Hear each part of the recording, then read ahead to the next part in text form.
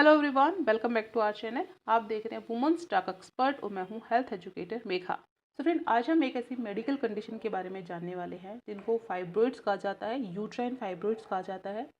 ये एक medical condition है, बट फ्रेंड जब ये होती है तो काफ़ी जो महिलाओं की जो लाइफ है वो बहुत डिस्टर्ब हो जाती है, बहुत पेनफुल हो जाती है। यदि आप इसको टाइम से क्योर नहीं करेंगे, इसका ट्रीटमेंट नहीं कराएंगे, तो काफ़ी आगे जाके काफ़ी सीवियर जो कंडीशन है वो हो सकती है। तो आज हम देखेंगे फ्रेंड कि ये जो फाइब्रॉइड्स हैं वो क्या है, इसके लिए कौन कौन से रिस्क फैक्टर रिस्पॉन्सिबल होते हैं, कारण कोजेस क्या क्या है, रिस्क फैक्टर क्या क्या है, और साथ ही इसके सिम्टम्स क्या क्या हैं, और ट्रीटमेंट क्या है, और कैसे आप इससे बच सकते हैं। तो चलिए फ्रेंड, स्टार्ट करते हैं आज का हमारा वीडियो।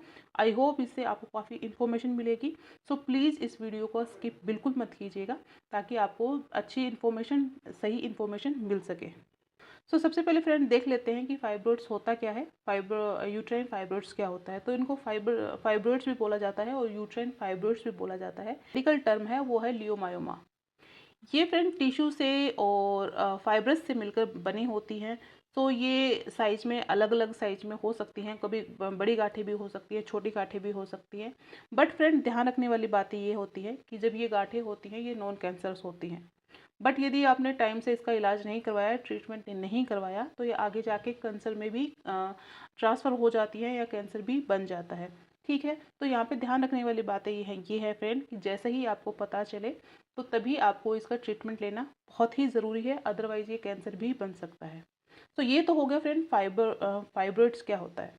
फ्रेंड, अगर हम इसके फाइब्रॉइड्स के कारण की बात करी जाए तो इसका जो अप्रोप्रिएट कारण है वो अभी तक पता नहीं चले हैं। बट कुछ एसोसिएट कारण हैं, कुछ रिस्क फैक्टर हैं जिनकी वजह से जो ये ग्रोथ सेल्स ग्रोथ है वो ज़्यादा हो रही है, यानी कि जो फाइब्रॉइड्स है वो ज़्यादा आजकल देखने को मिल रहे हैं। सबसे पहले फ्रेंड है हार्मोन इम्बैलेंस। महिलाओं के शरीर में इस्ट्रोजन और प्रोजेस्टेरोन नाम के जो हार्मोन होते हैं वो यूट्रस की लाइनिंग को बैलेंस रखने में बहुत ही इम्पोर्टेंट रोल प्ले करते हैं। इसमें होता क्या है फ्रेंड, यदि महिलाओं के शरीर में यदि हार्मोन इम्बैलेंस होते हैं, इस्ट्रोजन और प्रोजेस्टेरोन में इम्बैलेंस होता है, तो वो वहाँ की जो लाइनिंग है उसमें टिश्यूज़ में डिस्टर्बेंस आना स्टार्ट हो जाता है। लाइनिंग बैलेंस नहीं रह पाती है, दैट्स वाई वहाँ पे छोटी छोटी गांठें होना स्टार्ट हो जाती हैं। नेक्स्ट वन है friend genetic reason. Genetic reason होता है फ्रेंड कि यदि आपकी फैमिली मेम्बर में, आपके ब्लड में किसी को, आपकी मम्मी को या आपकी ग्रैंड माँ को अगर किसी को भी ये प्रॉब्लम है तो आपको भी होने के चांसेस काफ़ी हाई हो जाते हैं। जेनेटिक प्रॉब्लम भी काफ़ी देखी जाती है, जिन फैमिली की जो हिस्ट्री होती है वहाँ पे आगे आने वाले जनरेशन को भी इस प्रॉब्लम को फेस करना पड़ सकता है। नेक्स्ट वन है फ्रेंड ओबेसिटी। ओबेसिटी का मतलब होता है कि आपके अनुपात के अधिक आप में वेट होना भी एक प्रकार से जो नॉन कैंसर सेल्स हैं उनकी ग्रोथ को बढ़ाता है। जिन महिलाओं में ओबेसिटी है, जिन महिलाओं में ज़्यादा वेट पाया जाता है, तो उनमें होने के चांसेस काफ़ी हाई होते हैं। नेक्स्ट वन कारण है फ्रेंड लाइफस्टाइल का पूर लाइफस्टाइल होना। आजकल की जो हमारी जो काफ़ी प्रॉब्लम हमें पूर लाइफस्टाइल की वजह से भी होती है, सही से खाना ना खाना, स्लीपिंग पैटर्न अच्छा ना होना, स्ट्रेस होना। तो ये सारी चीज़ें आपकी हार्मोनल डिस्टर्बेंस के लिए रिस्पॉन्सिबल होती हैं। एक लाइफस्टाइल का पूर होना भी, या एक्सरसाइज टाइम पे ना करना, ना एक्सरसाइज करना, मोबिलिटी अच्छी ना होना, तो ये सारी चीज़ें भी फ्रेंड यहाँ पे जो यूट्राइन फाइब्रॉइड्स है उसको तेज़ी से फैला सकती है। तो फ्रेंड, ये कुछ ऐसे रिस्क फैक्टर थे जिनकी वजह से जो फाइब्रॉइड्स है वो ज़्यादा महिलाओं में पाए जा रहे हैं। नेक्स्ट वन है फ्रेंड प्रेगनेंसी हिस्ट्री होना, या जिन महिलाओं को लेट से प्रेगनेंसी होती है, या जो महिलाएं कभी माँ नहीं बन पा रही हैं या माँ नहीं बन पाएंगी, उन महिलाओं में भी ये जो फाइब्रॉइड्स हैं वो ज़्यादा देखे जा सकते हैं। नेक्स्ट कारण हो सकता है फ्रेंड कि ज़्यादा एज की जो 35 प्लस से जो महिलाएं हैं, 50 प्री मेनोपॉज तक जो ये एज ग्रुप की जो महिलाएं हैं, 35 से लेकर 50 साल की जो एज ग्रुप की जो महिलाएं हैं, उनको भी इसका रिस्क फैक्टर ज़्यादा होता है। फिर ये सारे एसोसिएट कारण थे जिनको ज़्यादा, ये जो रिस्क फैक्टर थे जिनको इन महिलाओं को ज़्यादा होने के चांसेस होते। बात करते हैं फ्रेंड यूट्राइन फाइब्रॉइड्स के लक्षण क्या क्या है, साइन सिम्टम क्या क्या है, कैसे आप पहचानेंगे कि फाइब्रॉइड्स है या यूट्राइन फाइब्रॉइड्स है। तो फ्रेंड, वैसे तो महिलाओं को अलग अलग इंडिविजुअल अलग अलग साइन सिम्टम होते हैं, बट इनमें कुछ आम सिम्टम्स हैं जो आमतौर पर महिलाओं में देखे जाते हैं जिनको फाइब्रॉइड्स है। पहले है फ्रेंड हैवी और इरेगुलर ब्लीडिंग होना। हैवी और इरेगुलर ब्लीडिंग के कारण महिलाओं में एनीमिया भी हो सकता है उनको, क्योंकि ज़्यादा हैवी ब्लीडिंग होती है, पेट में दर्द होता है और साथ ही उनको क्लोटिंग की प्रॉब्लम ज़्यादा होती है। बार बार कभी तो इरेगुलर पीरियड होते हैं या बार बार आपको पीरियड आते हैं, तो ये एक स्ट्रॉन्ग इंडिकेशन होता है फाइब्रॉइड्स का। नेक्स्ट वन है फ्रेंड लोअर एब्डोमिनल पेन या फिर पेल्विक जो फ्लोर है वहाँ पे पेन होना, डिस्कम्फर्ट होना। तो जिन भी महिलाओं को फाइब्रॉइड्स है वो उनको बैक पेन होना, लोअर एब्डोमिनल पेन होना, डिस्कम्फर्ट होना, पेल्विक फ्लोर पे डिस्कम्फर्ट होना, यूरिन करने जाते टाइम उनको वहाँ पे डिस्टर्ब होना, वहाँ पे दर्द होना। सो ये सारी चीज़ें भी फ्रेंड अगर आपको ऐसे साइन सिम्टम दिखते हैं तो ये भी फ्रेंड फाइब्रॉइड्स के सिम्टम हो सकते हैं। नेक्स्ट सिम्टम है friend urinary and digestive symptom से रिगार्डिंग। सो ये होता क्या है, जैसे ही महिलाओं को अलग अलग जगह पे अगर गांठ है तो उसके एरिया को वो डिस्कम्फर्ट करती है, उस एरिया को डिसफंक्शन करती है। जैसे ब्लैडर की साइड में अगर किसी को फाइब्रॉइड है तो वो ब्लैडर को डिसफंक्शन करेगी, ब्लैडर को प्रेस करेगी। दैट्स वाई जितने भी ब्लैडर के फंक्शन होते हैं, यूरिन रिगार्डिंग फंक्शन होते हैं, उनमें डिले होती है, वहाँ पे डिस्कम्फर्ट क्रिएट होता है। यदि फ्रेंड अगर गांठें इंटेस्टाइन में है, इंटेस्टाइन को प्रेस कर रही है, इंटेस्टाइन को दबा रही हैं, तो वहाँ पे आपकी डाइजेस्टिव प्रॉब्लम हो सकती है, आपको कॉन्स्टिपेशन की शिकायत हो सकती है। तो ये भी फ्रेंड स्ट्रॉन्ग इंडिकेशन होता है फाइब्रॉइड्स, यूट्राइन फाइब्रॉइड्स का। नेक्स्ट लक्षण है फ्रेंड इनफर्टिलिटी का, या फिर आपको प्रेगनेंसी कंसीव ना हो पाना भी, आपको इनफर्टिलिटी है वो कंसीव नहीं कर पा रही हैं। सो उसके पीछे कई बार देखा जाता है कि वहाँ पे जो यूट्राइन प्रॉब्लम हो सकती है वहाँ पे फाइब्रॉइड भी हो सकता है। सो जिन भी महिलाओं को कंसीव नहीं कर पा रही हैं, उनको प्रेगनेंसी कंसीव नहीं कर पा रही है, और यदि वो कंसीव कर भी जाती हैं तो आगे जाके मिस कैरेज के चांसेस रहते हैं, या फिर उनकी जो डिलीवरी है वो प्री टर्म डिलीवरी में कन्वर्ट हो सकती है। तो ये सारे कॉम्प्लिकेशन फ्रेंड फर्टिलिटी से रिगार्डिंग होते हैं, ये भी आपके यूट्रस में गांठ होने की वजह से ही होता है। बात करते हैं फ्रेंड अदर सिम्टम की, जो छोटे मोटे सिम्टम है जो इन सिम्टम की वजह से होते हैं, जैसे एनीमिक होना पेशेंट का, यदि हैवी ब्लीडिंग हो रही है, उनको आयरन की कमी हो जाती है उसमें, तो पेशेंट को एनीमिक हो सकता है, उनको वीकनेस फील हो सकता है, टायर्ड फील हो सकता है, क्योंकि वहाँ पे बहुत ज़्यादा ब्लड लॉस हो रहा है, हैवी ब्लीडिंग हो रही है, तो वहाँ पे एंजाइटी, डिप्रेशन, ये सारी चीज़ें हो सकती हैं। तो ये अदर कारण थे जिनकी वजह से महिलाओं को शरीर पे अलग से प्रभाव पड़ते हैं, तो उनके प्रभाव भी देखने को मिलते हैं। अब बात करते हैं फ्रेंड फाइब्रॉइड्स के इलाज के बारे में, क्योंकि ये जो इलाज होता है ये इंडिविजुअल का अलग अलग तरीके से किया जाता है, क्योंकि पेशेंट की कंडीशन देखी जाती है, पेशेंट की हिस्ट्री देखी जाती है कि उसको किस साइज की गांठ है, कि छोटी गांठ है या बड़ी गांठ है, उसके अकॉर्डिंग इलाज किया जाता है। उसके अकॉर्डिंग ही आपकी आपकी जो मेडिकल हिस्ट्री है उसके अकॉर्डिंग आपको मेडिकेशन पे दिया जाता है। देखते हैं कि आपको मेडिकेशन की ज़रूरत है या आपको सर्जिकल की ज़रूरत है या अदर आपको प्रोसीजर करने की ज़रूरत है।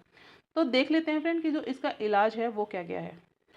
सबसे पहले फ्रेंड अगर किसी भी पेशेंट की जो गांठें हैं वो बहुत छोटी छोटी हैं, तो उनको मेडिकेशन, सबसे पहले मेडिकेशन से स्टार्ट किया जाता है।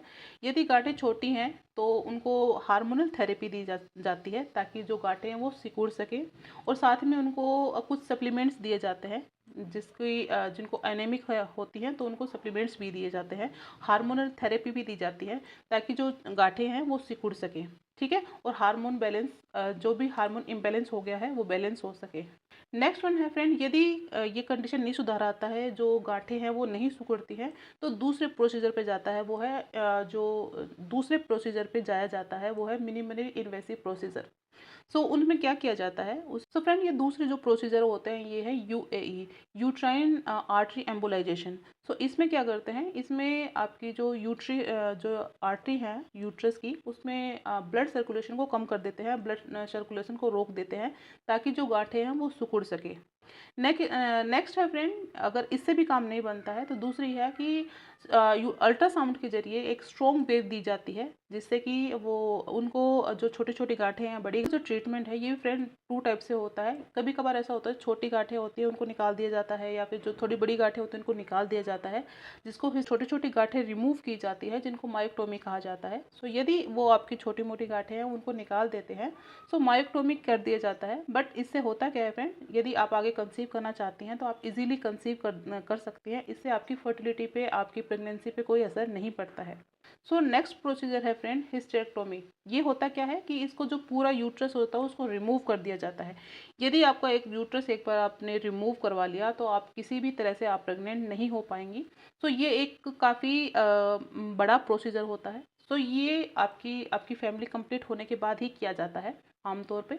सो ये एक फाइनल इसका फाइनल ट्रीटमेंट होता है। सो ये इस तरह से आप अपने सर्जिकल ट्रीटमेंट करवा सकते हैं according your patient condition, according your medical condition. ठीक है, तो फिर पहले छोटी को इलाज करते हैं, अगर उससे नहीं होता तो वो सिकुड़ने की कोशिश करते हैं, अलग प्रोसीजर देते हैं, उससे नहीं होता तो फिर यूट्रस को रिमूव किया जाता है। अब बात करते हैं फ्रेंड आप किस तरह से इस प्रॉब्लम से बच सकते हैं। प्रिवेंशन टिप्स हैं वो बहुत ही ईजी हैं। यदि आप 35 से प्लस हो गई है तब आपको अपनी लाइफस्टाइल को ध्यान रखना चाहिए, क्योंकि ये जो 35 से एज फैक्टर भी बहुत बड़ा रिस्क होता है। इसमें एज फैक्टर की वजह से भी ये जो प्रॉब्लम है ज़्यादा क्रिएट होती है। यदि आप 35 प्लस हैं तो आपको अपनी जो जो प्रिवेंशन टिप्स हैं वो यूज़ करना स्टार्ट कर देना चाहिए। सो सबसे पहले जो प्रिवेंशन टिप है वो है कि अपनी जो लाइफस्टाइल है वो हेल्दी रखिए। लाइफस्टाइल हेल्दी रखने में फ्रेंड आपको जो डाइट है वो आपको हेल्दी डाइट कंज्यूम कीजिए, जिसमें आपकी जितने भी आपकी जो न्यूट्रिशन है वैल्यू है आपकी पूरी हो सके, आपके हार्मोन्स बैलेंस रह सके, उसमें आपको सारी चीज़ें खानी है। जो भी आपको बैलेंस डाइट आपको डेली बैलेंस डाइट का कंज्यूम करनी है, जिसमें आपकी सारी रिक्वायरमेंट, सारे न्यूट्रिशन अमाउंट वैल्यू को पूरा करे। ओके, सो एक हेल्दी डाइट एक मोस्ट इंपॉर्टेंट होती है आपकी हेल्दी बॉडी के लिए, हेल्दी यूट्रस के लिए। प्रिवेंशन टिप है आपको अपने वेट मैनेजमेंट करना है, आपको एक हेल्दी वेट रखना है। यदि आप ओबेसिटी पे जाते हैं, महिलाएं ओबेसिटी होती हैं तो उसमें ये रिस्क फैक्टर ज़्यादा होता है ये प्रॉब्लम क्रिएट होने का। तो अगर आप अपना जो वेट है वो मैनेज रखती हैं, हार्मोनल इम्बेलेंस नहीं होने देती, तो सो फ्रेंड अगर यदि आप वेट मैनेजमेंट करती हैं, आप जो वेट है वो बिल्कुल सही रखती हैं, साथ ही आपके जो हार्मोन है वो इम्बेलेंस नहीं होने देती, सब आपको इस जो ये प्रॉब्लम है ये आपको नहीं होगी। नेक्स्ट प्रिवेंशन टिप है फ्रेंड कि आपको स्ट्रेस मैनेज करना है और साथ ही आपको जो स्लीप है वो वेल करना है। स्ट्रेस मैनेजमेंट इसलिए फ्रेंड कि आपकी जो स्ट्रेस डाइट रिस्पॉन्सिबल होते हैं आपके हार्मोन इम्बैलेंस के लिए। तो यदि आप अपने स्ट्रेस पे काम करती हैं, योगा करती हैं, व्यायाम करती हैं, कोई हॉबी क्लासेस ज्वाइन करती हैं, कोई किसी भी तरह से अपना स्ट्रेस मैनेजमेंट करती हैं, तो आपके हार्मोन्स बैलेंस रहते हैं। आपको नींद पूरी लेनी है। नींद की वजह से भी महिलाओं में स्ट्रेस होता है, एंजाइटी होती है, डिप्रेशन होता है, जो कि एक मेन कॉज होता है फाइब्रॉइड्स का। नेक्स्ट वन है friend limit alcohol, limit sugar, limit ये जितने भी बाहर के प्रोडक्ट हैं, पैकेट फूड, जितने भी अल्कोहल है, स्मोकिंग है, कैफीन है, बाहर के पैकेट फूड हैं, बेवरेजेस हैं जिनमें आर्टिफिशियल फ्रेग्रेंसेस होते हैं, तो उन सब चीज़ों को लिमिट कीजिए। क्योंकि 30 प्लस आके फ्रेंड इनकी जो जितने भी बैड रिजल्ट्स हैं वो आपकी बॉडी पे पड़ते हैं, खराब प्रभाव आपके हेल्थ पे पड़ते हैं। तो इन सब चीज़ों को आप लिमिट में कीजिए ताकि आपको फाइब्रॉइड्स होने का कोई भी चांस ना हो। तो ये प्रिवेंशन टिप्स थे जिससे आप फ्रेंड फाइब्रॉइड से बच सकते हैं। तो फ्रेंड आज का हमारा वीडियो, आई होप इससे आपको काफ़ी इन्फॉर्मेशन मिली होगी। इसके रिगार्डिंग आपकी कोई क्वेरी रहती है तो आप मुझसे पूछ सकते हैं। आज के लिए इतना ही, कल फिर मिलेंगे, तब तक अपना ध्यान रखें।